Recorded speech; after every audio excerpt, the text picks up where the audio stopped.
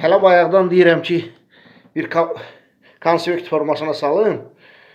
Danışıram. İnformasiya çoxdur bu haqda. Yəni bir cızma qara eləmişəm. 1. Yeriməyə utanmırsan.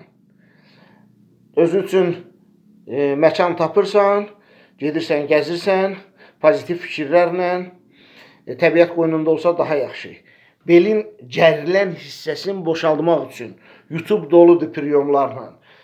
Sinə nahiyəsindədirsə, bel nahiyəsindədirsə, o gərilən hissəni qısa zamanda boşaldmaq üçün hansı hərəkətlər? Çox sadə hərəkətlər var. Vaxt imkan tapsam çəkib göstərəcəm. Yəni 100 metr gəzdin, gördün ki, orada artıq gərginlik var. Həmən o hərəkətləri elədin, bel boşaldı, həmən gərilmiş hissə amortizasiya prinsipin məqsəd odur ki, amortizasiya prinsipi işə düşsün. O hərəkətləri elədin, gərilmə keçdi, yenə gəzirsən. Ta belə yavaş-yavaş beynünə xəstəliyin nə qədər ki oturub qalmısan, beyində cızıq əmələ gəlib ki, sən xəstəsən, yeriyə bilmirsən, koordinasiya pozulub, sən onu yenidən bərpa eləməlisən. Yenə konspektdən çıxdım kənara. Sənin beynivə ağrı döyür. Ağrı sənə deyib ki, gəzmək olmaz, gəzmək ağrılı prosesdir. Gəzəsən ağrınacaq. Nəfəs ala bilmirsən. İnsan karbon dioksidi saxlayanda ağrı azalır. Nəfəsi qısmırsan.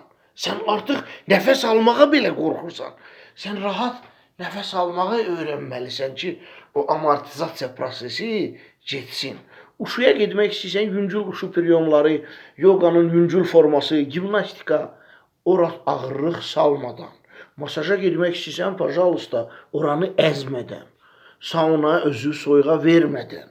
Yəni yumşaldıcı proseslər, stres atıcı proseslər.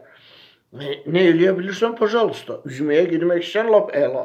Çərəzlərin müxtəlif növləri var ki, qan dövranına çox yaxşı təsir edir.